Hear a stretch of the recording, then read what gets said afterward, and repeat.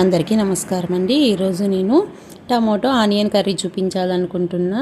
ఇందుకోసం నేను ప్యాన్ పెట్టి 2 టేబుల్ స్పూన్ల ఆయిల్, ఆవాలు, జీలకర్ర, ఆనియన్స్, పచ్చికరివేపాకు వేసుకొని బాగా ఫ్రై చేసుకోవాలి. తర్వాత ఇందులోకి 4 టమోటాలు తీసుకున్నాను, సన్నగా కట్ చేసుకొని వీటిని కూడా ఇందులోకి వేసుకొని బాగా ఫ్రై చేసుకోవాలి. తర్వాత 1/2 స్పూన్ పసుపు, రుచికి సరిపడా ఉప్పు వేసుకొని బాగా కలుపుకోవాలి. తర్వాత ఇందులోకి మనము కారానికి సరిపడా 1 టేబుల్ స్పూన్ కారం తీసుకున్నాను. తర్వాత 1/2 టేబుల్ స్పూన్ ధనియాల పొడి తీసుకున్నాను.